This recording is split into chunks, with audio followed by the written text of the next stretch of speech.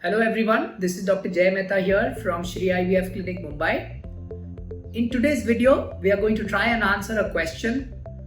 Is the treatment of azoospermia possible naturally? Remember, as we all know, azoospermia means zero sperm count or nil sperm count, which needs to be verifiable on at least two separate semen analysis reports which are done 4 to 6 weeks apart, and both of which demonstrate zero sperm counts.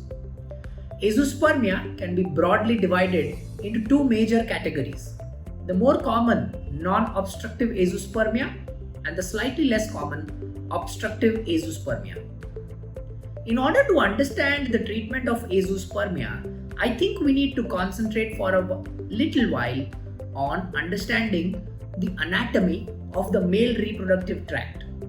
Remember, in the male reproduction, the factory is called as the testes, and every male has two testes, one on the right and the other on the left. The sperms are manufactured inside the testes on a daily basis, and these sperms are then transported through a pipe called as the vas deferens into the seminal vesicles, which is like a warehouse or a godown. Inside the seminal vesicles, the sperms receive nutrition and certain additional fluids, and at the time of intercourse, they are discharged through the seminal vesicles into the ejaculatory ducts, then coming out of the penis, which gives rise to the collection of the seminal fluid. Now, in non-obstructive azoospermia, the problem is in the testes. That means the manufacturing is itself defective due to a variety of reasons. It could be either endocrinological, that means hormonal, it could be either injury related, it could be due to lack of descent of the testes, which is called as cryptorchidism, it could be genetic, or it could be due to toxic causes like chemotherapy, radiation, which is taken for any part cancer in the body. Likewise, if you understand obstructive, the word itself means that the pipeline is choked up. This could be due to congenital absence of the vas. It could be due to certain asymptomatic viral infections, or it could be due to trauma. Now, in order to understand if we can treat this naturally, a natural thing to treat azoospermia is only going to be effective if a natural method is going to increase the sperm count to such a level, or is going out to balance the hormones, especially non-obstructive azoospermia, to such a level that the sperm production increases inside the testis by more than 5 million times. Or in obstructive cases, the natural therapy should be such that it wipes off the obstruction. Practically speaking, it's not going to work. In practical life scenarios, there doesn't exist any form of medication, any form of therapy, or any form of tablet or injection which can give demonstrable and consistent results in obstructive or non-obstructive azoospermia.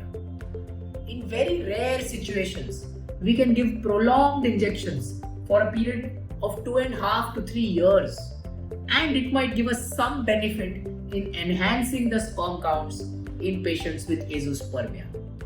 But otherwise, just by taking tablets or just by doing dietary changes, it's not going to be possible to cure a patient who has been diagnosed to be azoospermic and convert him into a male with normal sperm counts. It's going to be virtually impossible.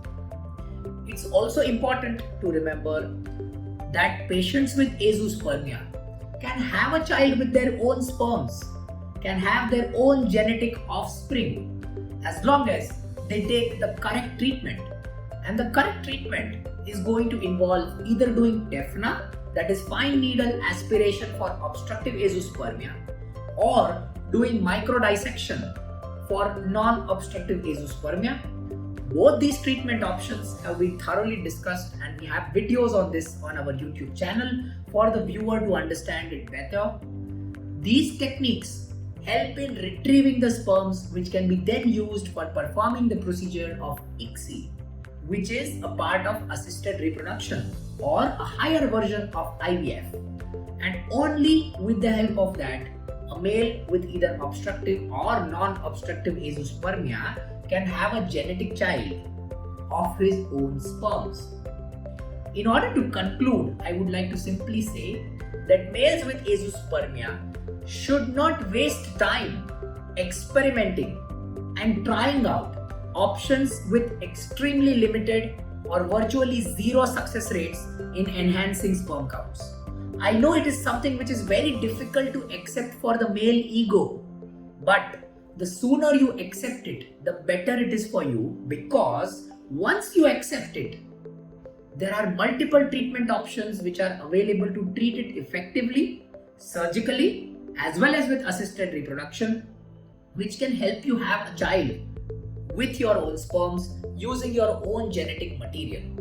I'm sure as far as azoospermia is concerned, there can be a lot of questions and anxiety in your head. You can put down your questions in our comment box, and me or either one of my team members will try to answer them to the best of our ability. Thank you so much.